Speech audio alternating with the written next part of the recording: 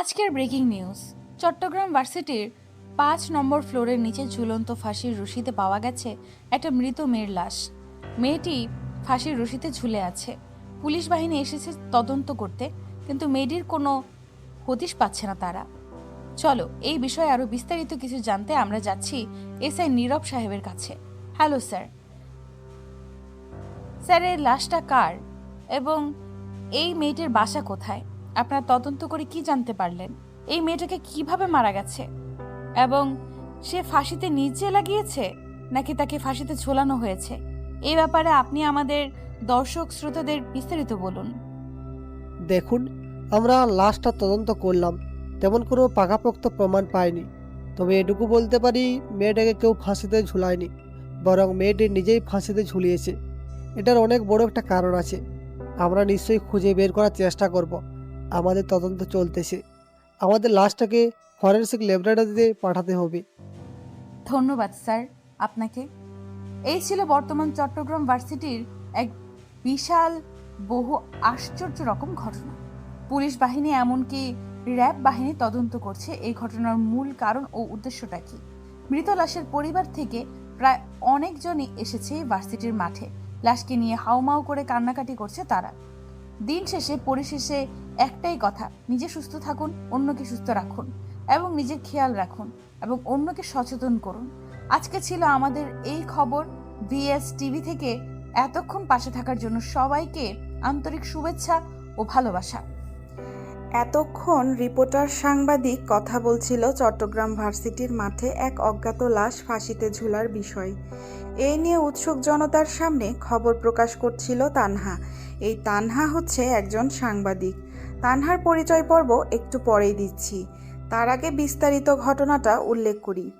বিশাল বহু এই চট্টগ্রাম শহর কেই না চিনে। অসংখ্য মানুষ দেশ বিদেশ থেকে আসে চট্টগ্রাম শহরে বাণিজ্যিক ব্যবসা করতে। কেউ আসে চাকুরি করতে, কেউ আসে লেখাপড়ার ক্ষেত্রে, কেউ আসে আত্মীয় স্বজনের বাড়িতে ঘুরতে, আবার কেউ আসে চট্টগ্রাম শহরটা ভ্রমণ করতে। তেমনই এই চট্টগ্রামের ভার্সিটিতে হাজারো ছাত্রছাত্রী লেখাপড়া করে। তাই এদেশ থেকে এক ডিস্ট্রিক্ট থেকে অন্য ডিস্ট্রিক্টের শিক্ষার্থী চট্টগ্রাম ভার্সিটিতে পড়তে আসে। তেমনই হয়তো কোনো মধ্যবিত্ত পরিবার বা কোনো প্রভাবশালী ধনী ব্যক্তির পরিবার থেকে উঠে আসা ঝুলন্ত এই মৃত মেয়েটির লাশটি। হয়তো মেয়েটির পরিবার খুবই প্রভাবশালী এবং ধনী, কেননা মেয়েটির পোশাক দেখে বোঝা যাচ্ছে বেশ স্টাইলিশ এবং স্মার্ট। সকালে পিয়ন ভার্সিটির গেট খুলে দেয় 9:20 বেজে। শিক্ষক শিক্ষার্থীরা ভার্সিটির মাঠে প্রবেশ করে। প্রথম অবস্থায় কয়েকজন শিক্ষক ও শিক্ষার্থী 10তলা ভবনের নিচে 5তলা ভবন থেকে ঝুলন্ত মেয়েটির লাশ দেখে হকচকিয়ে ওঠে। দ্রুত কোনো কিছু না ভেবে না বুঝে ফোন করে লোকাল থানা এসআই নীরবের কাছে। ঘটনা শুনে এসআই নীরব উপস্থিত হয় তার ফোর্স বাহিনী নিয়ে ভার্সিটির মাঠে। আর সাংবাদিক তানহা ও তার বান্ধবী পাফি, জান্নাত এই ভার্সিটিতে পড়াশোনা করে। তাই ভার্সিটির উদ্দেশ্যে তারা ভার্সিটিতে আসে। আর এসে তারাও দেখতে পায় ঝুলন্ত মেয়েটির লাশ। গলায় রশি দিয়ে ফাঁসিতে ঝুলে আছে মেয়েটির মৃতদেহ। তানহা একজন সাংবাদিক রিপোর্টার, চাকরির পাশাপাশি সে শিক্ষার্থীও বটে। ঘটনাস্থলে তানহা তার খবর প্রচার করে তার শ্রোতা দর্শকদের সামনে। তানহা দেখতে বেশ স্মার্ট, সুন্দরী, গুণবতী, রূপবতী, মায়াবতী, ভার্জিন কুমারী, জান্নাতের হুরপরি। ঠোঁটের নিচে ছোট্ট একটা তিল, ঠোঁটে লেগে আছে অসম্ভব মুচকি হাসি, চোখগুলো টানা টানা, চোখের পাতাগুলো খুবই পাতলা, চোখের ভ্রুগুলো অসম্ভব ঘন কালো ও চিকন আকৃতির, চোখগুলো অসম্ভব সুন্দর ও মায়াবী, চুলগুলো বেশ স্টাইলিশ, সিল্কি, কোমরের একটু উপরে উঠানো, চুলগুলো বেশ স্টাইল করে খোপা বাঁধা। ভার্সিটির ছেলেরা তানহা বলতে পাগল, কিন্তু তানহা কাউকে পাত্তা দেয় না। তানহার একটাই স্বপ্ন, সে বড় হবে আর ওই রাতের অন্ধকারের রাতের রাজা ভিএস ভিক্টরকে ধরা তার প্রথম লক্ষ্য। তানহার বাবা একজন সেনাবাহিনীর প্যারালাল কমান্ডো, উচ্চপদস্থ দক্ষ অফিসার। তানহার মা পেশায় একজন প্রিন্সিপাল ভার্সিটির। আপাতত তানহার এটুকুই পরিচয় থাক। ভার্সিটির মাঠ থেকে মেয়েটির মৃত লাশ নিয়ে যাওয়া হয় ফরেন্সিক ল্যাবরেটরির উদ্দেশ্যে। ভার্সিটিতে হঠাৎ করে এমন ঘটে যাওয়া ঘটনাতে শিক্ষকরা জানিয়েছে ভার্সিটিতে আজকে তেমন কোনো ক্লাস হবে না। তাই যে যার মতো ভার্সিটি থেকে রওনা দিয়েছে বাড়ির উদ্দেশ্যে। আবার কিছু ছাত্রছাত্রী ভার্সিটির মাঠে আড্ডা দিচ্ছে। ও হ্যাঁ, ভিএস ভিক্টর কে সেটা খুব শীঘ্রই জানতে পারবেন, তাই গল্পের সাথে থাকতে হবে কিন্তু। আজকের গল্পটা হতে চলেছে অনেকটা ইন্টারেস্টিং। ভার্সিটির মাঠের পরিবেশটা ঠান্ডা হতেই তানহা বলে ওঠে, আচ্ছা জান্নাত, এই মেয়েটা ইন্টার সেকেন্ড ইয়ারে পড়ে।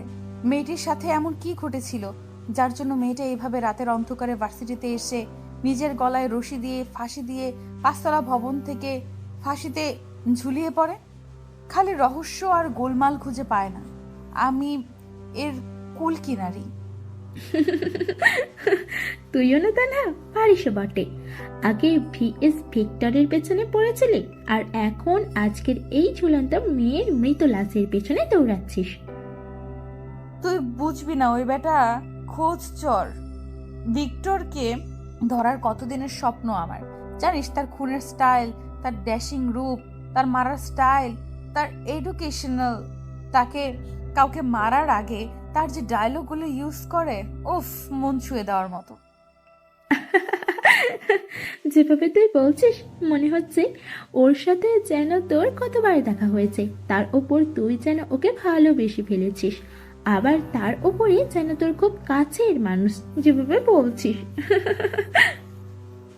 তানহা ও জান্নাতের কথা শুনে সেখানে আরও বসে থাকা মাফি এবার একটা রহস্যময় মুচকি হাসি দিয়ে নরম সুরে বলে ওঠে, উফ, তোরা থামবি রে তানহার জান্নাত, তোরা দুজনেই পাগল হয়ে গেছিস।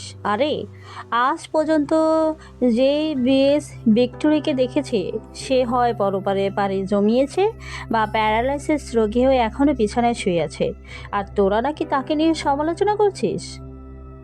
মাফি, তুই যেভাবে বলছিস না, দেখে মনে হচ্ছে ওই ভিক্টর হচ্ছে তোর ভাই, বা তোর পিয়ারে দিল মে কুছ কুছ হোতা হ্যায় লাগে। আমার ভাই? তোরা যদি আমার ভাইকে দেখিস তাহলে তো ভার্সিটিতেই আশায় বন্ধ করে দিবে। ওহো রে, কথাটা শুনেই যেন মনটা জুড়িয়ে গেল মাফি বেবি। এই তোরা বাদ দিবি, এখন চল, ভার্সিটিতে তো আজকে ক্লাস হবে না, সবাই বাসার উদ্দেশ্যে রওনা দেই। আমার বাসায় একটু কাজ আছে রে। তিন বান্ধবী ভার্সিটির মাঠ থেকে উঠে দাঁড়ায়। তানহা, জান্নাত, মাফি। তারা তিন বান্ধবী রওনা দেয় তাদের নিজ বাড়ির গন্তব্যের উদ্দেশ্যে। ও হ্যাঁ, তানহা, মাফি, জান্নাত তিনজনেই কিন্তু হচ্ছে রিপোর্টার। আপনাদের মাথায় শুধু একটাই ঘুরপাক ও চক্কর খাচ্ছে, সেটা হচ্ছে এই ভয়ঙ্কর রাতের অন্ধকারের রাতের রাজ্যের রাজা ভিএস ভিক্টর কে। এই ভিক্টর কে, তার পরিচয় সে কে, সে কি করে, তার নামটা এত ভাইরাল কেন এই শহরে, তাই বলছি গল্পের সাথে থাকুন, সবটা জানতে পারবেন। ও হ্যাঁ, মাফির বাবা একজন কোটিপতি বিজনেসম্যান। তানহার বাবা একজন সরকারি অফিসের একজন বড় অফিসারের কর্মকর্তা, দায়িত্ব হিসেবে চাকরি করছে।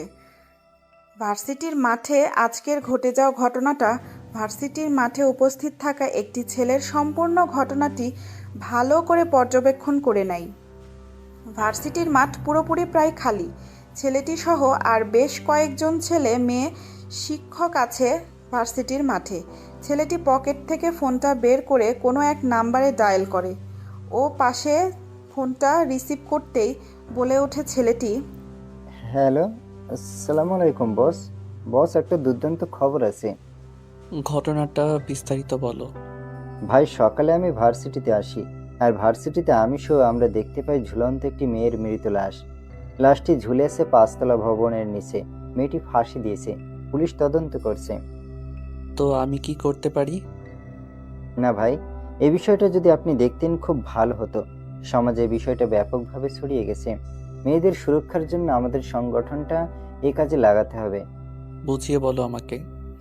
ভাই, মেয়েটি হচ্ছে আমাদের ভার্সিটির রকির গার্লফ্রেন্ড। মেয়েটা অনেক সুন্দর এবং ছেলেটা অনেক খারাপ, এবং টাকাওয়ালা বাপের একটু অহংকার বেশি। শুধু এই মেয়েটির সাথে নয়, বরং আরও মেয়ের সাথে তার রিলেশন আছে। ভাই, মেয়েটি ইচ্ছে করে ফাঁসির রশিতে ঝুলতে চায়নি, তাকে ফাঁসির রশিতে ঝুলতে বাধ্য করা হয়েছে। তুই বিস্তারিত খবর নিয়ে আমাকে জানা। ওকে ভাই, ঠিক আছে। এতক্ষণ ফোনে কথা বলল দুজন অজানা ব্যক্তি দুজন আপনাদের সুপরিচিত হবে, তবে এই মুহূর্তে তাদেরকে আন্ডারগ্রাউন্ডে রেখে দিলাম এবং চলুন গল্পের নতুন কোনো মোড়ে ফিরে আসি। এদিকে কলেজের মাঠে ঘটে যাওয়া ঘটনা শুনে ও দেখে আরেকটি ছেলে তার পকেট থেকে ফোন বের করে মেয়েটির বয়ফ্রেন্ড রকিকে ফোন করে বলে ওঠে, হ্যালো রকি, কোথায় আছিস তুই? খবর পেয়েছিস ভার্সিটি যে আজ বিশাল বড় একটা কাণ্ড ঘটে গেছে? এ বিষয়ে কি তুই কোনো কিছু জানিস? রকি একটা মদের ক্লাবে বসে মদ খাচ্ছিল একটা মেয়ের সাথে। তার বন্ধু লিখনের ফোনটা রিসিভ করে আর ফোনের ওপাশ থেকে লিখনের বলা কথাগুলো শুনে এবার রকি বলে ওঠে, তুই জানিস না বর্তমানে আমি কোথায় থাকতে পারি আর ভার্সিটিতে কি ঘটছে না ঘটছে ওসব দেখার সময় আমার নেই। দ্রুত বল আর ফোনটা কাট। আর আমি এনজয় দ্য পার্টিতে, বর্তমানে আমি পার্টিতেই আছি। আরে রকি, তুই তো ফেঁসে গেছিস। তোর গার্লফ্রেন্ড আজকে ভার্সিটিতে গলায় ফাঁসি লাগিয়ে আত্মহত্যা করেছে। পুলিশ তার লাশটাকে নিয়ে চলে গেছে। সাংবাদিক রিপোর্টার এই খবরটা প্রচার করেছে। বেটা, তুই দেখিসনি? তাতে কি হয়েছে? তার মরার শখ হয়েছে, সে মরেছে। আমি কি করতে পারি? ওসব কথা বাদ দিয়ে যদি কাজের কথা থাকে তো বল। আবে, তুই তো ফেঁসে গেছিস। আমি জানি তোর গার্লফ্রেন্ড তোর জন্যই আত্মহত্যা করেছে, কারণ তুই তাকে ব্ল্যাকমেইল করেছিস। দ্বিতীয়, পুলিশ তদন্ত করছে। হয়তো তুই পুলিশের হাতে বেঁচে যেতে পারিস, কিন্তু ভিক্টরের হাত থেকে তুই কি করে বাঁচবি? সে যদি একবার খবর পেয়ে যায় তুই এসবের পেছনে জড়িত, সে তোকে পাতাল থেকে হলেও খুঁজে বের করে দুনিয়া থেকে আউট করবে। যদি কোনো খবর থাকে তো বল। আর এইসব ফিক্টরকে আমি ভয় পাই না, বুঝছিস? আর এই খবরটা যদি তুই কাউকে বলিস তাহলে তোকে দুনিয়া থেকে সরিয়ে দিতে বাধ্য হব আমি। কথাটা বলে ফোন কেটে দেয় রকি একজন বিজনেসম্যানের ছেলে। তার বাবা রাজনৈতিক পলিটিশিয়ান এর সাথে যুক্ত আছে। রকির এরকম খারাপ ব্যবহার দেখে এবার লিখন মনে মনে বলে ওঠে, তুই তো এবার গেলি রে রকি, তোকে কেউ বাঁচাতে পারবে না ভিক্টরের হাত থেকে। অন্যদিকে মিন্টু খবর নিচ্ছে চারদিক দিয়ে যে মেয়েটিকে কে হত্যা করেছে বা মেয়েটি কেন ফাঁসি লাগিয়েছে। এদিকে প্রেস রিপোর্টারের সাংবাদিকের প্রধান কর্মকর্তা রমজান সাহেব ফোন করেছে তানহাকে। ফোন রিসিভ করতেই তানহা বলে ওঠে, আসসালামু আলাইকুম স্যার, কেমন আছেন স্যার? ওয়ালাইকুম আসসালাম, আমি ভালো আছি। তোমাকে যে জন্য কল দেওয়া সেটা হচ্ছে ভার্সিটিতে তুমি যে রিপোর্টটা তৈরি করেছিলে সেটাতে বিপুল পরিমাণে আমরা ভিউজ পেয়েছি। এটা তো গুড নিউজ স্যার, এটা তো অনেক ভালো খবর যে আমাদের চ্যানেল এবার ভালো একটা পজিশনে গিয়েছে এবং বিপুল পরিমাণে ভিউজ। এটা তো আমাদের লাভজনক। তুমি চালিয়ে যাও, যেভাবে কাজ করছো সেভাবে চালিয়ে যাও। আর তোমাকে প্রমোশন দেওয়া হয়েছে। তোমার প্রতিভা এবং সততা এবং কাজ দেখে তোমাকে অবশ্যই সিনিয়র অফিসার হিসাবে নিয়োগ দেওয়া হয়েছে। ধন্যবাদ স্যার, অসংখ্য ধন্যবাদ আপনাকে। আমি ভাবতে পারিনি যে এত তাড়াতাড়ি আমি প্রমোশন পেয়ে যাব। আপনারা আমার জন্য দোয়া করবেন, আমি যেন আরো সুন্দর করে কাজগুলোকে প্রেজেন্টেশন করতে পারি দর্শকের সামনে। অবশ্যই। তারপর ফোন কেটে দেয় তানহা ও রমজান সাহেব। তানহার প্রমোশন হয়েছে খবর পেয়ে তার মা মাহমুদা বেগমকে সুখবর দেয়। সাথে তার বাবা প্যারালাল কমান্ডো বাহিনীর প্রধান কর্মকর্তা শামসুল সাহেবকে। মেয়ের মুখে এমন সুখবর শুনে তারাও ভীষণ খুশি হয়েছে। তাদের সাথে কথা বলে তানহা এবার মাফি ও জান্নাতকে ফোন করে দেখা করতে বলে রেস্টুরেন্টে তাদের আজকে ট্রিট দেবে বলে। দেখতে দেখতে দুপুর হয়ে বিকেল হয়ে যায়। বিকেলে তানহা জান্নাত বেরিয়েছে একটা রেস্টুরেন্টের উদ্দেশ্যে। এদিকে মিন্টু অনেক খোঁজ খবর এবং খবরাখবর খোঁজাখুঁজির পরে জানতে পেরেছে যে এসবের পেছনে রকির হাত আছে। মেয়েটা ফাঁসি লাগিয়েছে একমাত্র রকির কারণে, কারণ রকি তাকে ব্ল্যাকমেল করেছিল কোনো এক ভিডিওর কারণে। খবরটা পেয়ে দ্রুত এসে ফোন বের করে সেদিনের সেই নম্বরে ডায়াল করে ফোন রিসিভ করতে সেদিনের সেই অচেনা অজ্ঞাত ব্যক্তিটি বলে ওঠে, দ্রুত বল, কি বলবি, কারণ আমি একটা ইম্পর্টেন্ট কাজে আছি। ভাই, আমি যে তোমাকে ওই দিনের ওই বিষয়ে বলেছিলাম সে বিষয়ে খবর পেয়েছি। কি রকম খবর পেয়েছিস বিস্তারিত বল। ভাই, খবরটা হচ্ছে ছেলেটির নাম রকি আর তার গার্লফ্রেন্ড হচ্ছে বিপাশা। যে মেয়েটা আত্মহত্যা করেছে তার নাম বিপাশা। ছেলেটি ও মেয়েটির দুজন দুজনকে ভালোবাসে। ছেলেটি ভালো না, মেয়েটি অনেক সুন্দর এবং অনেক নরম ও ভদ্র। মেয়েটি প্রভাবশালী পরিবারের, ছেলেটিও প্রভাবশালী পরিবারের। ছেলেটি ও মেয়েটি দুজন দুজনকে ভালোবাসে। যা বলার আছে দ্রুত বল, কারণ আমার হাতে সময় নেই। জি ভাই, ছেলেটির মেয়েটির সম্পর্ক প্রায় অনেক বছরের। মেয়েটি আত্মহত্যা করেছে কারণ ছেলেটি ও মেয়েটির ঘনিষ্ঠতার কিছু মুহূর্তের ভিডিও ছেলেটার কাছে আছে, আর ছেলেটি সেটা নিয়ে ব্ল্যাকমেল করছিল মেয়েটিকে, যাতে সে আবারও তার সাথে ঘনিষ্ঠতার সম্পর্ক করে। ওকে, ঠিক আছে। আমার ভার্সিটিতে ভর্তি হওয়ার সব কিছু ঠিকঠাক কর। ওকে ভাই, ঠিক আছে। আর হ্যাঁ, ওই ছেলেটির বিষয়ে আরও খোঁজ খবর নেই। কালকে দেখা হচ্ছে ভার্সিটিতে। ওকে, অপেক্ষায় রইলাম। তারপর এদিকে তানহা বেরিয়েছে ট্রিট দেবে বলে মাফি আর জান্নাতকে। তিনজনে একটা কফি হাউসে বসে কফি খাচ্ছে আর গল্পগুজব করছে। তখনই তানহা বলে ওঠে, জানিস মাফি, জান্নাত আমার স্বপ্ন আছে। আমিও একদিন ভিক্টরকে ধরে ছাড়বো, যত রকম আমার কষ্ট করতে হয় হোক না কেন। দেখ, তাকে ধরতে গিয়ে আবার তুই নিজেই বিপদে পড়িস না, কারণ সে খুব হিংস্র আর হায়না এবং ভয়ঙ্কর। তুই তো আমাদের কথা শুনবি না, যেহেতু তুই তাকে ধরতে চাচ্ছিস, বলতে তার সাথে দেখা করতে চাচ্ছিস, সেক্ষেত্রে নিজের সুরক্ষার কথা ভেবে তার সাথে দেখা করবে। আরে আমার তেমন কিছুই হবে না। আর ওই ভিক্টর নির্দোষ মানুষদের কিছুই করে না, ও শুধু অপরাধীদের শাস্তি দেয়। তাই তো সরকারও তাকে ধরার সাহস করে না। তারপর তিন বান্ধবী অনেক খোশ গল্প ও আড্ডা দিয়ে যে যার বাড়ির উদ্দেশ্যে চলে যায়। দেখতে দেখতে রাত হয়ে যায়। রাত পেরিয়ে প্রায় মধ্যরাত। লিখন আবারও ফোন দেয় রকিকে। রকি ফোন রিসিভ করতেই বলে ওঠে, তোকে বলেছি না তুই আমাকে আর ফোন করবি না ওই বিষয়ে। সে মরে গেছে, তাতে আমার কি? দেখ, আমি তোকে বারবার সাবধান করছি। ভিক্টর কিন্তু অনেক ভয়ানক একজন মানুষ। সে মানুষ খুন করতে দুবার ভাবে না।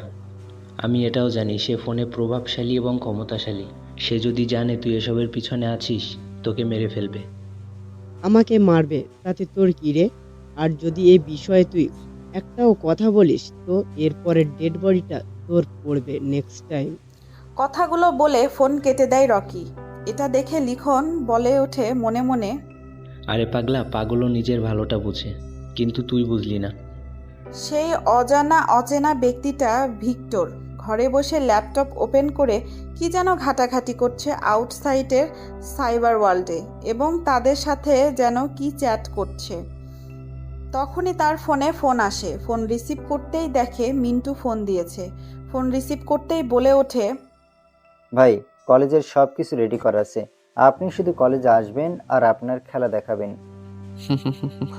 ভার্সিটিতে আমার ফুল সিকিউরিটির ব্যবস্থা কর। কালকে আমি যাচ্ছি এক অন্যরকম ছদ্মবেশে।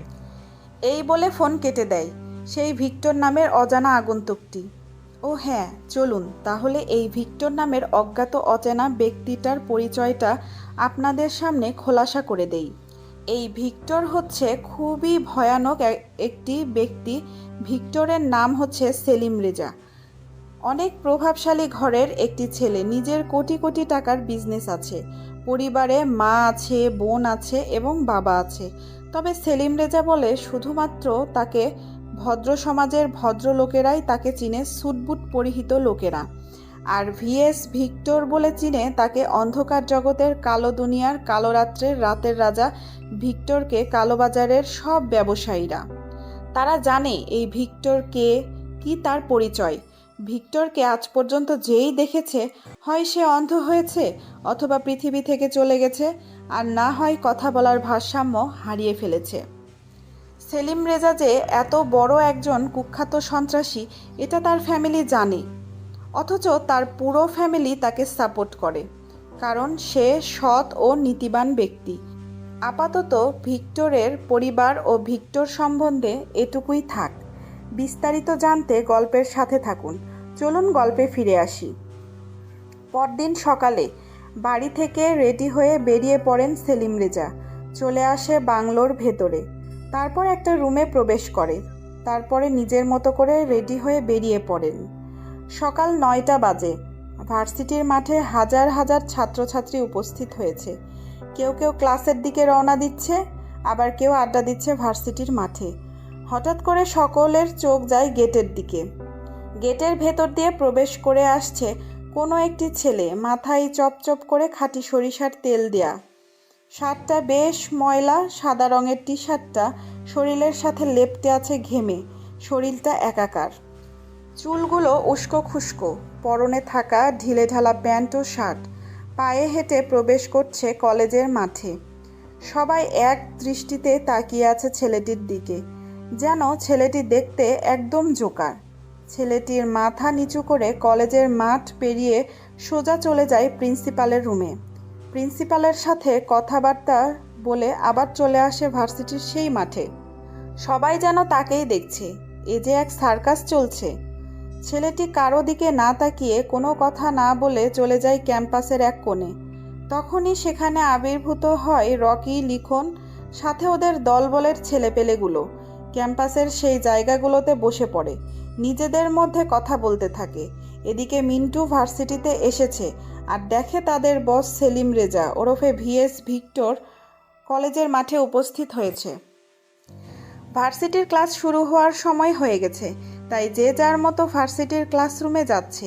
মিন্টু ধীর গতিতে এগিয়ে আসে ভিক্টরের দিকে। তখনই গাড়ি নিয়ে ভার্সিটির মাঠে উপস্থিত হয় মাফি। মাফি গাড়ি পার্কিং করে যখনই তার নিজের ক্লাসরুমে যাওয়ার উদ্দেশ্যে পা বাড়াবে, তখনই তার চোখ যায় ক্যাম্পাসের মধ্যে বসে থাকা সেই হাবাগোবা ছেলেটির দিকে। মাফি হা করে এক দৃষ্টিতে তাকিয়ে আছে ছেলেটির দিকে। ছেলেটিরও চোখ পড়ে যায় মাফির দিকে। মাফি কোনো কিছু না ভেবে গুটি গুটি পায়ে এগিয়ে আসে ভিক্টর নামের সেই ছেলেটির কাছে, এসে উপস্থিত হয়। এদিক থেকে মিন্টু যা ছিল ভিক্টরের কাছে, যখনই দেখলো মাফি ভিক্টরের কাছে যাচ্ছে, তখনই দুই পা পিছিয়ে যায়। মাফি গিয়ে বলে ওঠে, ভাইয়া তুই এখানে এইরকম হাবা গোবা ছদ্মবেশ স্টাইলে কেন এসেছিস? তোর এত কিছু আছে তারপরও তুই এরকম ড্রেস পরে এসেছিস? তুই কি আমার মান সম্মান খাবি? বোনের মুখে এই কথা শুনে ভিক্টর থতমত খেয়ে যায়। ভিক্টর কি বলবে কোনো কিছু ভেবে পায় না, তাই ভিক্টর বলে ওঠে, হাহা, দেখ এখানে আমি একটা কাজে এসেছি, তোর কোনো সমস্যা হবে না। আমি তো জানি তুই নিশ্চয়ই কাউকে খুন করার উদ্দেশ্যে এসেছে, তবে হ্যাঁ খুব সাবধান থাকিস, কারণ আমার একটা বান্ধবীর নাম তাকমা, সে তোকে পাগলের মতো খুঁজে বেড়াচ্ছে। যাই করবে খুব সাবধানে। কেন, তোর বান্ধবী কি আমাকে ভালোবেসে ফেলেছে নাকি? বলতে গেলে তাই, আর না বলতে গেলে তোকে সে দেখতে চায়। ওকে। মাফি চলে যায়। সেলিম ওরফে ভিক্টর বসে আছে ক্যাম্পাসে। গুটি গুটি পায়ে এগিয়ে আসে মিন্টু আর বলে ওঠে, ভাই, আপনার পাশে যে ছেলেগুলো বসে আছে তাদের মধ্যে ওই ছেলেটির নাম রকি, আর তার পাশে ছেলেটির নাম হচ্ছে লিখন। দুজনেই অপরাধী এবং উচ্ছৃঙ্খল। ভার্সিটির পুরো ডিটেলস আমাকে দিয়ে দিস, যাতে আমার সুবিধা হয়। ওকে ভাই, ঠিক আছে। মিন্টু চলে যায় তার ক্লাসরুমে। এদিকে ছদ্মবেশী ভিক্টর যখনই তার নিজের ক্লাসরুমের উদ্দেশ্যে রওনা দিবে, তখনই সে পেছন থেকে শুনতে পায়, আচ্ছা রকি, তুই এমন কি ব্ল্যাকমেল করেছিলি যার জন্য মেয়েটা আত্মহত্যা করতে বাধ্য হলো? লিখন নামের ছেলেটির মুখে এ কথা শুনে দাঁড়িয়ে যায় ভিক্টর। লিখনের মুখে এরকম কথা শুনে এবার একটা হাসি দিয়ে উড়িয়ে দেয় কথাটি রকি, আর বলে ওঠে, আরে পাগল, অলওয়েজ চিল্ড। আমি চিল করতেই ভালোবাসি। ওকে শুধু ব্ল্যাকমেলই করেছি, জাস্ট একটা ভিডিও নিয়ে। ওর সাথে আমার অনেক দিনের অন্তরঙ্গ করার একটা ভিডিও ছিল, আর আমার ওকে একটু কাছে পেতে ইচ্ছে করছিল, তাই ভিডিওটা দেখে ব্ল্যাকমেল করেছিলাম, কারণ সে নিজে থেকে আর আসছিল না। তুই তো চাইলে আর অন্য মেয়ের সাথে এটা করতে পারতি, কারণ তোর তো মেয়ের অভাব নাই। তুই তো অনেক মেয়ের সাথে এরকম করিস প্রতিনিয়ত। শুধু শুধু মেয়েটাকে আত্মহত্যা করতে বাধ্য হলো। অনেক ভালো ছিল রে। আরে বাদ দে, এসব ওকে কাছে পেতে একটু ইচ্ছে করছিল, তাই এসব করেছি। ও মরে গেছে, সব ঝামেলা শেষ। এখন নতুন একজনকে ধরবো, আর নতুন করে আরও রঙ্গলীলা শুরু করব। কিন্তু ভিডিওটা তুই ডিলিট করেছিস কিনা, যদি না করিস আজকে ডিলিট করে দিবি, না হলে খুব বড় বিপদে পড়তে যাবি। তুই চিনিস না ভিক্টরকে, যদি খবর পায় তাহলে তোকে আর জীবিত রাখবে না। আরে কত ভিক্টর এলো আর গেল, কেউ কোনো কিছু বাল আমার করতে পারবে না, কারণ আমার কাছে পাওয়ার আছে, টাকা আছে, হাতে লোক আছে, বুঝছিস? ওকে ঠিক আছে। এ কথা শুনে ভিক্টরের একটা মুচকি হাসি আসে আর সেখান থেকে বেরিয়ে যায় কোনো কথা না বলে। এদিকে মাফি ক্লাসরুমে প্রবেশ করছে। মাফির আসতে দেরি হয়েছে দেখে এবার তানহা বলে ওঠে, কিরে ঢঙ্গি, তোর আসতে এত দেরি হলো কেন? কি এমন করেছিলিস বয়ফ্রেন্ডের সাথে? দেখা করতে গিয়েছিলিস নাকি আবার তলে তলে টেম্পো চালাচ্ছিস মামা? তানহা তুইও না। তুই কি ভেবেছিস আমি কিছু জানি না? আমরা সবাই জানি যে তুই দেখা করতে গিয়েছিলিস, না হলে কেউ এমনি এমনি দেরি করে বাল? শুধু শুধু আমাদের মিথ্যা কথা বলতেছিস ট্রিট না দেওয়ার ভয়। ওকে, তুই খেতে চাস তো যা, তোকে আজকে খাওয়াবো। তবু বোন মাপ চাই, এসব আর বলিস না। ওহো তানহা, মাফিয়াকে দিলি তোর আগে? ও কত ভালো, আমাদের আজকে খাওয়াবে। ও আমার সুইট বেবি, রাগ করেছিস? আচ্ছা যা, তোকে আর বলবো না। তবে আজকে কিন্তু আমাদের খাওয়াতে হবে, কিন্তু 5 স্টার হোটেলে। হ্যাঁ হ্যাঁ, আজকে খাওয়াবে ভার্সিটি ছুটির পরে। এখন চুপ থাক, স্যার এসেছে। তারপরে অধ্যাপক এসে তাদের ক্লাস করাতে থাকে। তখনই ক্লাসের বাইরে থেকে বলে ওঠে, may I come in sir? ক্লাসের বাইরে হঠাৎ এমন কারো গলার আওয়াজ শুনতে পেয়ে শিক্ষক সহ সবাই বাইরে তাকায়।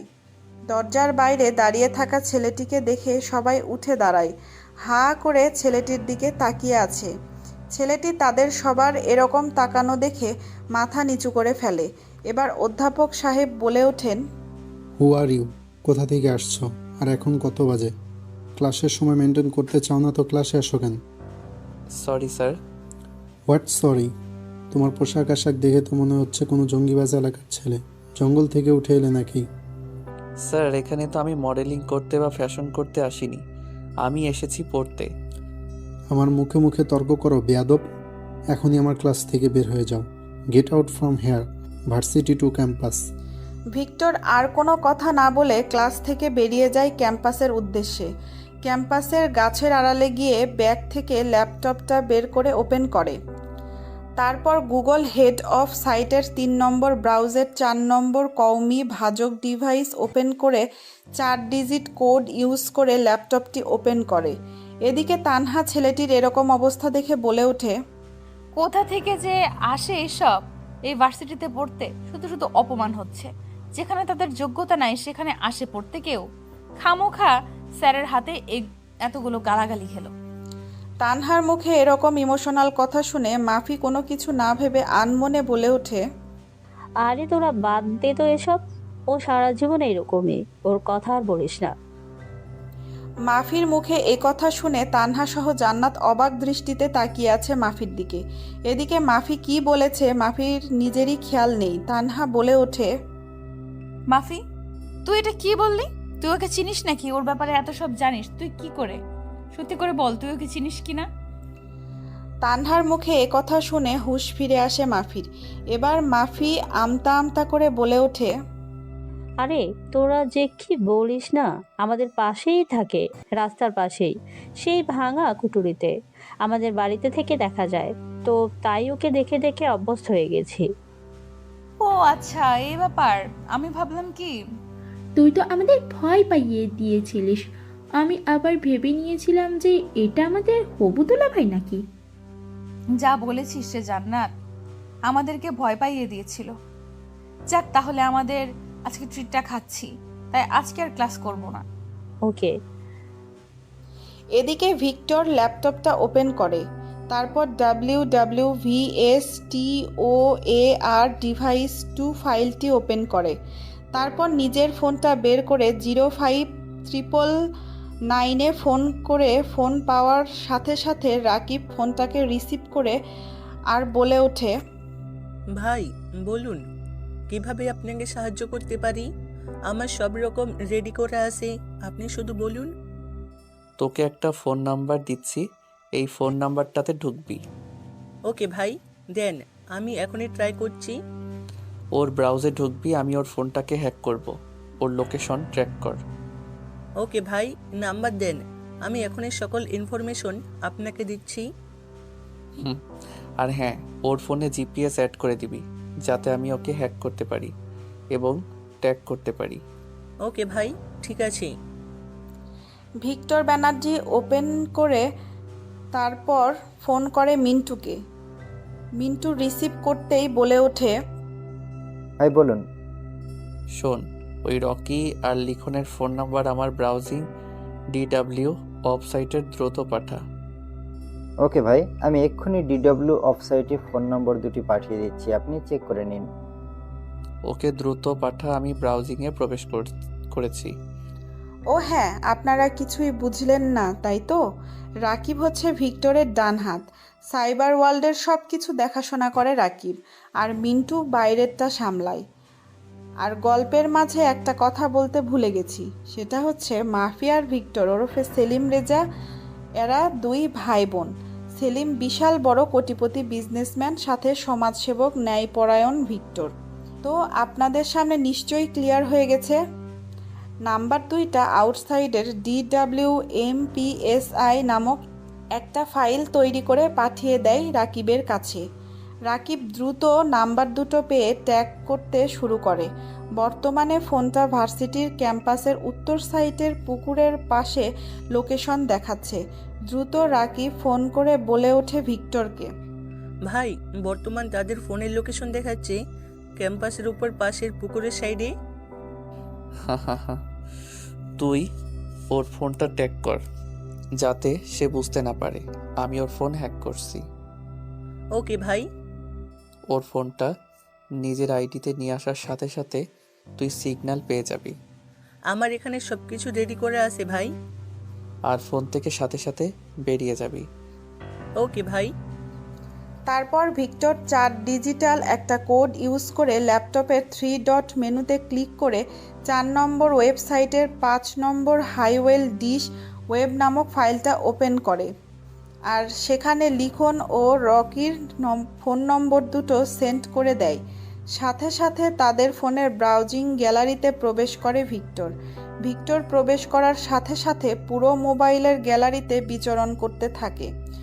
মোবাইলে NPR ভাইরাস, ওপা ভাইরাস, আরও 4 ধরনের ভাইরাস ছড়িয়ে দেয় তার ফোনে, যাতে সে এই ফোনের মাধ্যমে আর কোনো রকম অশ্লীল ভিডিও রেকর্ড করতে না পারে।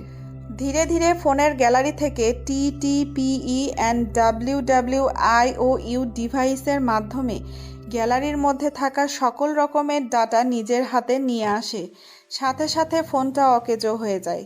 সকল রকম ভিডিও এবং কন্ট্যাক্ট নম্বর এবং ফোনের সকল রকম আয়ত্ত নিজের আয়ত্তে নিয়ে আসে।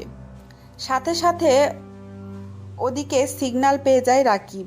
রাকিব দ্রুত ব্রাউজার থেকে বেরিয়ে যায় আর ফোন করে ভিক্টরকে বলে ওঠে, ভাই, আমি বেরিয়ে গেছি। আপনি সব রকম ডাটা সংরক্ষণ করছেন তো? আমি যে কাজে হাত দিই সেই কাজটা সম্পূর্ণ না করা অবধি ছাড়ি না। ওকে ভাই, ঠিক আছে। তারপর রাকিব ফোন কেটে দেয়। ভিক্টর ল্যাপটপ বন্ধ করে নিজের গোপন ব্যাগের ল্যাপটপটা ঢুকিয়ে নেয়। ভিক্টর আর ক্লাসে যায়নি, সেখানে ক্যাম্পাসে বসেছিল। ফোন বের করে মিন্টুকে বলে ওঠে, মিন্টু, কাজ শেষ। তুই তাদের দিকে নজর রাখবি এবং আমাকে ইনফরমেশন দিবি। ওকে ভাই, ঠিক আছে। ভিক্টর আর ক্লাস করবে না বলে আর কোনো রকম কথা না বাড়িয়ে বেরিয়ে যায় নিজের নিজ গন্তব্যের উদ্দেশ্যে।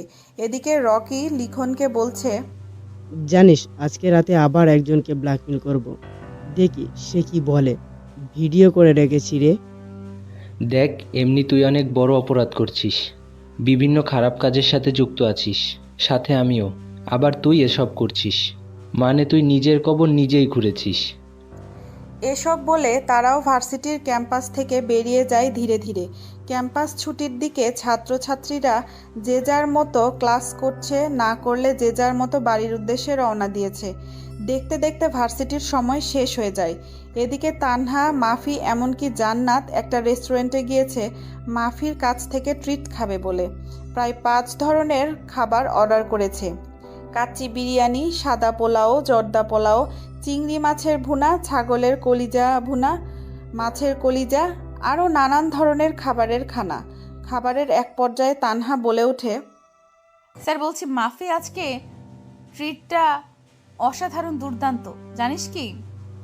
আমারও ইচ্ছা আছে ওই ভিক্টরকে যেদিন আমি নিজের সামনে দেখব এবং তার সাথে কথা বলবো সেই দিন তোদেরকে পেট পুড়ে খাওয়াবো। তুই যে আমাদের খাওয়াবি এটা আমরা দেখতে পাচ্ছি। তুই যে কত দিনে ধরিস আর কত দিনে যে খাওয়াস ততদিনে আমরাই না হয় হাওয়া হয়ে যাই। আরে পাগলি, ওই ব্যাটাকে আমি ধরেই ছাড়বো।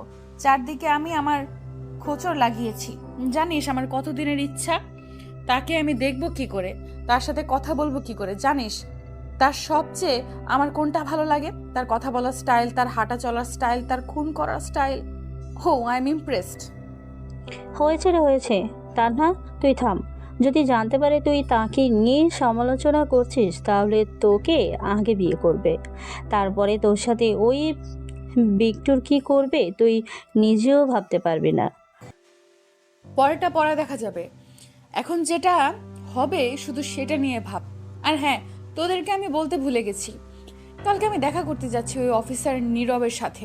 ভার্সিটিতে যে মেয়েটা ফাঁসি লাগিয়েছিল ওর রিপোর্টটা কি বেরিয়েছে সেটা জানার জন্য। তোরা কি যাবি? না রে, আমার যাওয়া হবে না, কারণ ভাইয়া সব জানতে পারলে ভীষণ বকা দেবে আমাকে। একদিন তোর ভাইকে আমার সাথে দেখা করাস। আর জান্নাত, তুই যাবি নাকি আমার সাথে দেখা করতে? না রে, আমিও যেতে পারবো না, কারণ তুই যাবি তোর সাংবাদিকতার রিপোর্টের জন্য, তুই যাবি তদন্ত করতে, আর আমি কি জন্য যাব? ওকে ঠিক আছে, এখন তাহলে চল, কারণ কালকে আমায় আবার দেখা করতে হবে পুলিশ অফিসার নীরবের সাথে। ওই কেসটার ব্যাপারে কেন সে ফাঁসি লাগিয়েছে এটা নিয়ে অনেক তদন্ত করতে হবে এবং মানুষকে জানাতে হবে এর আসল সত্যি কাহিনীটা কি। ওকে ঠিক আছে, চল। রেস্টুরেন্ট থেকে বেরিয়ে যে যার মতো বাড়ির উদ্দেশ্যে রওনা দেয়। তারপর তারা তাদের নিজেদের নিজ বাড়িতে পৌঁছে যায়। এদিকে ভিক্টর তার বাংলোতে এসে তার সাইবার ওয়ার্ল্ডের সিক্রেট রুমে প্রবেশ করে। সেখানে রাকিব বসে আছে আগে থেকেই। রাকিব ভিক্টরকে দেখে বলে ওঠে, ভাই, আপনার কথা মতো ভিডিওগুলো আমি আলাদা আলাদা করে রাখিছি। ওকে দাও, আমি ভিডিওগুলো দেখে একবার চেক করি। তারপর ভিক্টর ওরফে সেলিম রকির ফোন থেকে নিয়ে আসা হ্যাকিং করার সব ভিডিও একের পর এক দেখতে থাকে। এক পর্যায়ে সেলিমের একটি ভিডিওতে তার চোখ আটকে যায়। এক দৃষ্টিতে ভিডিওটার দিকে তাকিয়ে আছে। তার সামনে একদম পরিষ্কার হয়ে যায় মেয়েটি আত্মহত্যা কেন করেছিল। ভার্সিটির সে 5তলা ভবনের রশি দিয়ে। ভিডিওটাতে স্পষ্ট দেখাচ্ছে সেদিনের সেই মেয়েটি রকি অশ্লীল কিছু ভিডিও আর এই ভিডিওগুলোর মাধ্যমেই ব্ল্যাকমেল করছিল রকি মেয়েটিকে। মেয়েটি কোনো কিছু উপায় না পেয়ে আত্মহত্যাটাই বেছে নেয়। পৃথিবীর এই মায়াটাকে ছেড়ে চলে যায় দূর আকাশের সেই তলদেশ পাতালে। ভিক্টরের এসব দেখে মাথায় আগুন চড়ে যায়। চোখগুলো লাল রক্তবর্ণ ধারণ করেছে। তবুও নিজের রাগটাকে কন্ট্রোল করে একের পর এক ভিডিও দেখতে থাকে। প্রায় 10 থেকে 15টা মেয়ের ভিডিও তার সাথে করে রাখা হয়েছে, যেগুলো দিয়ে ব্ল্যাকমেল করে খুব সহজে মেয়েগুলোকে আজকেও সে একই কাজ করতে যাচ্ছে। এসব দেখে মাথার তার ছিঁড়ে যায়। এটা দেখে ভিক্টর বলে ওঠে, শালা কুত্তার বাচ্চা, জানোয়ারের বাচ্চাটাকে পাতাল থেকে হলেও বের করেন। ভিক্টরের এরকম ভয়াবহ রূপ দেখে উপস্থিত থাকা রাকিব সহ সবাই ভয়ে থরথর করে কাঁপতে শুরু করছে। রাকিব কি বলবে কি করবে ভেবে পায় না, তাই দ্রুত মেসেজ পাঠিয়ে দেয় জিমেইলের মাধ্যমে একটা আউট ব্রাউজ ইউজ করে মিন্টুর কাছে। মিন্টু SMS পাওয়ার সাথে সাথে রওনা দেয় তাদের গোপন আস্তানার উদ্দেশ্যে। রাকিব বলে ওঠে, ভাই, আপনি শান্ত হন, আপনি রেগে যাবেন না। ভাই, আপনার ব্যাপারটা দেখেছি, ও আপনার হাত থেকে বেঁচে ফিরতে পারবে না। ওকে পাতাল থেকে হলেও আমরা বের করে আপনার সামনে না হাজির করব। যত দ্রুত সম্ভব হয় তাকে নিয়ে আয়। ওকে ভাই, ঠিক আছে। দেখতে দেখতে সন্ধ্যা হয়ে যায়। এদিকে রাকিবের ফোনটা অকেজো হয়ে গেছে, সকল ভিডিও রিমুভ হয়ে গেছে। এটা নিয়ে রকি বেশ টেনশনে আছে। রকি লিখনকে জানালে লিখন বলে এটা একমাত্র ভিক্টরের কাজ। ভিক্টরের নামটা শুনে এবার রকি যেন বেশ ঘাবড়ে যায়। তবুও সে তার অনুসন্ধানের উদ্দেশ্যে বেরিয়ে পড়ে। অন্যদিকে ভিক্টরের লোকেরা বেরিয়ে গেছে যাতে রকিকে ধরতে পারে। এদিকে রকির ফোনে ভিডিওগুলো নেই বলে সে কি করবে কোনো কিছু বুঝে উঠতে পারে না। আবার অন্যদিকে তানহা কালকে পুলিশ অফিসার নীরবকে কি প্রশ্ন করবে সে নিয়ে স্ক্রিপ্টে বারবার কাগজ কলমে লিখতে শুরু করেছে। ওইদিকে আবার অফিসের সাইবার অর্থাৎ অফিসের সিকিউরিটি সাইবার ঘুরে ঘুরে চেক করছিল এতক্ষণ ভিক্টর। তখনই ভিক্টরের ফোনের মেইল বক্সে একটি মেসেজ আসে। মেসেজটি করেছে তার অফিসের পিএ সীতা। দ্রুত মেসেজটা সেন্ড করেন ভিক্টর। তারই কিছুক্ষণ পরে সীতা ফোন করে ভিক্টরকে। ফোন রিসিভ করতেই সীতা বলে ওঠে, স্যার, এদিকে অনেক বড় একটা সর্বনাশ হয়ে গেছে। আপনি 2 দিন ধরে কোম্পানিতে আসেননি, এর মধ্যে কোম্পানিতে ভেজাল দ্রব্য পাওয়া গেছে। আনমনে কাজ করছিল ভিক্টর। সীতার কথা শুনে চমকে উঠে ভিক্টর দ্রুত তার সাইবারে প্রবেশ করে আর বলে ওঠে, ভেজাল দ্রব্য পাওয়া গেছে মানেটা কি? স্যার, আমাদের কোম্পানির ম্যানেজার সে এসব করেছে। উনি কোম্পানির টাকা এবং সাইবার এবং খারাপ পণ্য দ্রব্য কোম্পানিতে ইউজ করেছে, যেটা আজকে আমি খবর পেয়েছি, এবং কোটি কোটি টাকা আত্মসাৎ করে তিনি বিদেশে তার ছেলেকে পাঠাচ্ছে এই কোম্পানিটা দখল করার জন্য। তুমি এখন আমাকে খবর দিচ্ছ? তোমাকে আমি আমার পিএ হিসেবে কি জন্য রেখেছি? সরি স্যার, আমি মনে করেছিলাম যে আপনি সাইবারের সব কিছু চেক করেছেন, এবং আমি পরে দেখলাম যে আপনি এ বিষয়ে কোনো কিছুই জানেন না। তাই এখন আপনাকে দ্রুত খবরটা জানালাম। আমার মনে হয় কোম্পানিটা তার ছেলের দখল নিতে আসবে, কারণ কোম্পানির কাগজে উনি গন্ডগোল করেছেন। আমি খবর পেয়েছি এবং 2 দিন ধরে তিনি অফিসে আসছেন না। সীতার কথা শুনে পুরো রাগে কটমট করতে থাকে সেলিম ওরফে ভিক্টর। সে ভাবতে থাকে তার বাবা কোম্পানিতে থাকা সত্ত্বেও কি করে এসব সে করতে পারলো বেইমানি তাদের সাথে। ভিক্টর কি করবে তার মাথায় আসতেছে না। ভিক্টর পরিশেষে বলে ওঠে ভিক্টর সীতার উদ্দেশ্যে, তুমি খবর নাও, শালা কুত্তার বাচ্চা কোথায় আছে আর আমি এদিকে সামলাচ্ছি। ওকে স্যার, ঠিক আছে। এই বলে দ্রুত ফোন কেটে দেয় ভিক্টর এবং দ্রুত নিজের সার্ভারে প্রবেশ করে। VJKTWO 1.5 নিজের অফিসের ব্যাকগ্রাউন্ড ফাইলটা ওপেন করে, যেখানে অফিসের সকল রকম ডকুমেন্ট ছিল। ফাইলটা ওপেন করে নিজের কম্পিউটার অপারেটিং সিস্টেম ব্যবহার করে কম্পিউটারের পিনকোড ইউজ করে 2504123। পিনকোডটি অফিসে ব্যবহার করে দেখা ডকুমেন্টস এবং তাদের অফিস কোম্পানির মেডিসিন, অন্য দ্রব্য এবং মালপত্র যত সব আছে সবগুলোতে গন্ডগোল। এটা দেখে দ্রুত ফোন করে মিন্টু আর রাকিবকে। তারপর গ্রুপ কলে অ্যাড হওয়ার সাথে সাথে ভিক্টর বলে ওঠে, রাকিব, আমার কোম্পানির সাইবারের সকল রকম ডকুমেন্ট ফিরিয়ে আনতে হবে তোকে। জি ভাই, আমি সকল রকম তথ্য পেয়েছি যে আপনার কোম্পানির সকল রকম ডকুমেন্টস এবং ইনফরমেশন ওই শালা নেমুক হারামের বাচ্চাটা নিজের নামে নিজের আয়ত্ত করে নেওয়ার চেষ্টা করেছি। আমি সকল রকম ঢুকে ফিরিয়ে আনার চেষ্টা করেছি। সাইবার ওয়ার্ল্ডে 3 নম্বর ফাইনাল 4 কোড ডিজিট ইউজ করে আমাদের ব্যাংকে যত কোটি টাকা আছে তার 16 কোটি টাকা 4 নম্বর কোডের পিন কোডটা আপনি আমাকে মেসেজ করে পাঠান। তোমার যা যা করার তাই করো, আর মিন্টু তুমি ওকে খুঁজে বের করো। জি ভাই, আমি সর্বদা প্রস্তুত। আমাদের কাছে প্রায় 1,500 ছেলে আছে এই শহরে। আমি সবাইকে লাগিয়ে দিয়েছি। আমাদের বিদেশে 18,000 সাইবার ওয়ার্ল্ডের সিকিউরিটি সিস্টেম আছে, যেখানে খুব সহজে আমরা আমাদের ম্যানেজারের সকল তথ্য পেতে পারি। যা যা করা লাগে তাই করো, যাতে আমি আমার সব কিছু ফিরে পাই। এই বিষয়ে বাবা যাতে কিছু না জানে। ওকে ভাই, ঠিক আছে। এই বলে তারা ফোন কেটে দেয়। ভিক্টর একের পর এক সিকিউরিটি সিস্টেম ব্রাউজার ইউজ করে তার হারিয়ে যাওয়া সকল তথ্য ফিরিয়ে আনার চেষ্টা করছে। 3 নম্বর কোর্টের 4 নম্বর DWX ব্রাউজারটি ইউজ করে বিদেশের সাইবার অফিসে কিছু ইনফরমেশন লিখে পাঠায়, যেগুলোতে লেখা ছিল আমার কোম্পানির সকল ডকুমেন্টস আমার অফিসের ম্যানেজার হ্যাক করে নিয়েছে। দ্রুত এগুলো ফিরিয়ে আনার চেষ্টা করো এবং লোকেশন ট্র্যাক করো। সে কথাই আছে। এগুলো দিয়ে সে দেশে এবং দেশের বাইরে রাজত্ব করতে চায়। এই সম্পদগুলো আমার অফিসের প্রত্যেকটির সম্পদ। আমি আমার দেশবাসীর জন্য উৎসর্গ করেছিলাম এবং আমি আমার দেশের উন্নয়নের কাজ করেছিলাম। কিন্তু আমার অফিসের ম্যানেজার আমার সকল সিকিউরিটি সিস্টেম জানতো, যার কারণে সে খুব সহজে হ্যাকিং করে আমার সকল তথ্য নিয়ে চলে গেছে কোনো এক অজানা গন্তব্যে। তাই দ্রুত খুঁজে বের করার চেষ্টা করো। ভিক্টরের মেসেজটা পাওয়ার সাথে সাথে বিদেশে থাকা তার সাইবার ওয়ার্ল্ডের অফিসটা কাজ করা শুরু করে দিয়েছে, কিন্তু কোনো কিছু খুঁজে পাচ্ছে না। ভিক্টর একের পর এক ব্রাউজ ইউজ করে চলেছে।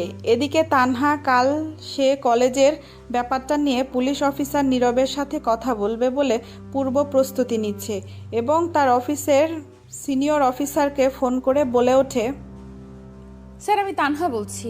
স্যার আমাদের কলেজে যে মেয়েটি ফাঁসি লাগিয়েছিল তার ফরেন্সিক ল্যাব রিপোর্টটি এসেছে, তো আমি চাচ্ছি পুলিশ অফিসার নীরবের সাথে কথা বলতে। আপনি কি বলেন? হ্যাঁ ঠিক আছে, তুমি সকল রকম তথ্য ইনফরমেশন ভালো করে পুলিশ অফিসার নীরবের কাছ থেকে সকল ইনফরমেশন কালেক্ট করে তুমি আমাদের অফিসে চলে আসবে। ঠিক আছে স্যার, আমি চাচ্ছি যে কাল সকালে অফিসে নীরবের সাথে আমি কথা বলবো। তার আগে আপনি ওনাকে জানিয়ে দিবেন যে আমি ওনার অফিসে যাচ্ছি। যদি উনি আমাদের সাথে কথা বলতে না চান, তাই আপনি ওনাকে আগে থেকে জানিয়ে দিবেন। ওকে ঠিক আছে তানহা, আমি তাকে জানিয়ে দেব। তুমি সকল রকম পূর্ব প্রস্তুতি নিয়ে নেবে। ওকে স্যার, ঠিক আছে, আমি পূর্ণ প্রস্তুতি নিয়ে যাব এবং আপনি আগে থেকেই জানিয়ে দিবেন। তাহলে স্যার এখন রাখি। গুড নাইট, শুভরাত্রি। এই কথা বলে ফোন কেটে দেয় তানহা। এদিকে এখনও ভিক্টর একের পর এক ব্রাউজার ইউজ করে তার সকল ডকুমেন্টস ফিরিয়ে আনার চেষ্টা করছে। ওদিকে বিদেশি সাইবার অফিসে হ্যাকিং হয়ে যাওয়া অফিসের ডকুমেন্টস ফিরিয়ে আনার চেষ্টা করছে, কিন্তু কোনো কুলকিনারা করতে পারছে না, কেননা সকল ডকুমেন্টস সাইবার ওয়ার্ল্ডের অফিস হ্যাকার DW125 অফিসের সকল ফাইল ডকুমেন্টস চুরি করে বর্তমানে নিজের কাছেই রেখেছে। তাই সেলিম অর্থাৎ ভিক্টর কোনো কিছু করতে পারছে না। অফিসের এত সব ঘটনা ঘটেছে, অথচ সেলিম ওরফে ভিক্টরের পরিবার কোনো কিছুই জানে না। এদিকে রকির ফোন থেকে ভিডিওগুলো হ্যাকিং করে নিয়ে আসার পরে কিছু ভিডিও নিজের কাছে রাখে আর কিছু ডিলিট করে দেয়। এদিকে রকি আজকে তো সেই অপকর্ম কাজের জন্য বেরিয়ে গেছে একটি নাইট ক্লাবে। অনেক পার্টি করে রকি ও লিখন। তারপর তারা নিজেদের বাড়ির উদ্দেশ্যে রওনা দেয়। গাড়িতে মিম, রকি আর লিখন আছে। তারপর রকি সেই গাড়িটা স্টার্ট দেয়। কিছু পথ চলার পরে গাড়িটা নিজে থেকেই নষ্ট হয়ে যায়, স্টার্ট বন্ধ হয়ে যায় গাড়ির। তাই লিখন, রকি এবং মিম গাড়ি থেকে নেমে আসে। গাড়ির অবস্থা নাজেহাল, তাই রকি বলে ওঠে, হে লিটন, তুই গাড়িটাকে মেরামত করে নিয়ে আসিস, ততক্ষণ আমি রওনা দেই এনজয় করার জন্য। কিন্তু আমি এই জনশূন্য এলাকায় একাই থাকবো, আর তোরা চলে যাবি আমায় রেখে? ওহ লিটন, কী সব রাবিশ কথা বলছিস? তুই গাড়ি মেরামত করে চলে আসিস, আমরা আসি। ওকে ঠিক আছে, তোরা যেহেতু যেতে চাইছিস যা, তো এনজয় ভালো করে করিস, ঠিক আছে? আর একটু সাবধানে থাকবি, কারণ ভিক্টর পুরো এলাকাতে তোদের খুঁজে বেড়াচ্ছে, আমি খবর পেয়েছিলাম। তাই এনজয় ইজ লাইফ। ওকে ভাই, ঠিক আছে। তারপর রকি এবং মিম বেরিয়ে যায় পায়ে হেঁটে তাদের নিজ গন্তব্যের উদ্দেশ্যে। এদিকে লিখন গাড়িটাকে মেরামত করতে লেগে পড়ে উঠেছে। এই জনশূন্য এলাকা নিস্তব্ধ পরিবেশে রাস্তার দুই পাশে গাছের সারি দিয়ে চলে গেছে। এই পাকা রাস্তাটি বেশ ভালোই অন্ধকার। চাঁদের আলো, আকাশের তারা, বেশ হালকা আলো আছে। পরিবেশটা মনোমুগ্ধকর। রাত 12টা কিংবা 12:30 বাজে। পায়ে হেঁটে দুজনে এগিয়ে যাচ্ছে তাদের অজানা নিজ গন্তব্যের উদ্দেশ্যে। রাস্তার দুই পাশে পাখির কিচিরমিচির শব্দ। রাস্তার দুই সাইডে ঝোপঝাড়ের পাতা নড়াচড়ার আওয়াজ। বেশ পরিবেশটা ভয়ঙ্কর হয়ে উঠেছে। তবুও তারা সেদিকে লক্ষ্য না করে এগিয়ে যেতে নিয়েছে, খানিকটা দূরে দেখা যাচ্ছে গাড়ির আলোর বাতি জ্বলছে। দুজনে সেই গাড়ির আলোকে অনুসরণ করে এগিয়ে যেতে নিয়েছে।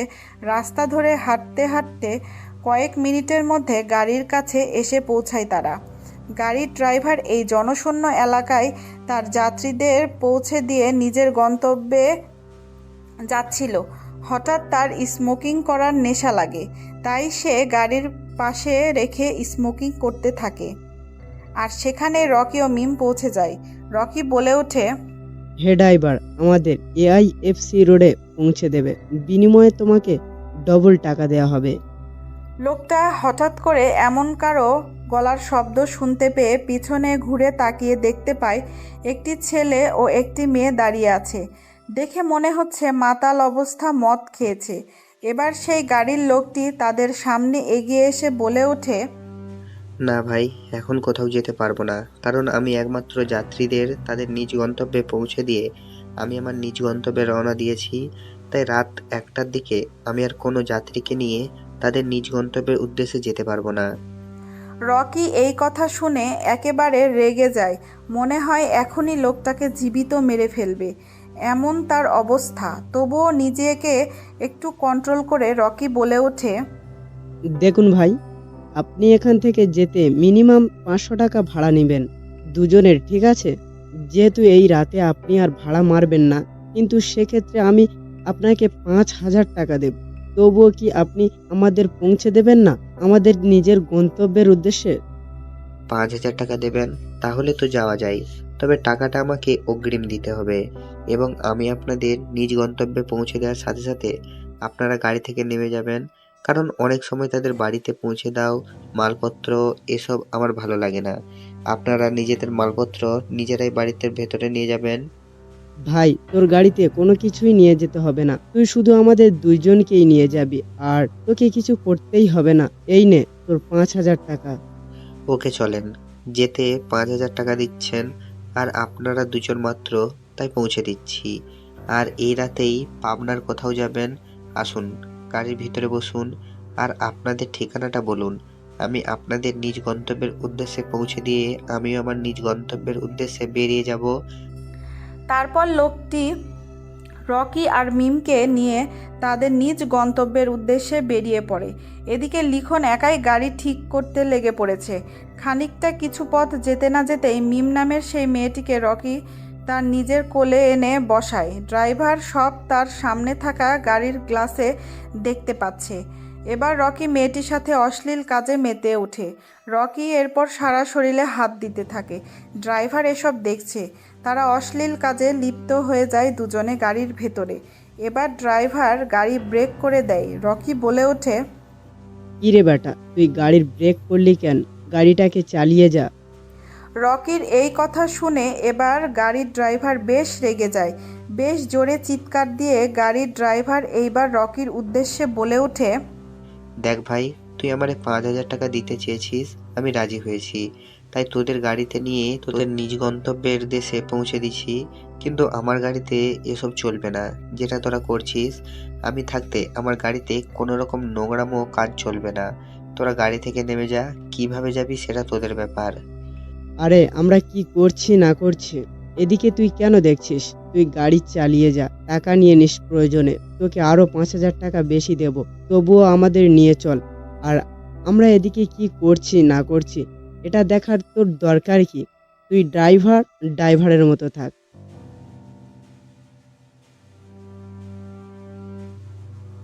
তুই যদি আর একটাও কথা বলিস, তোকে এখানে জীবিত মেরে ফেলবো।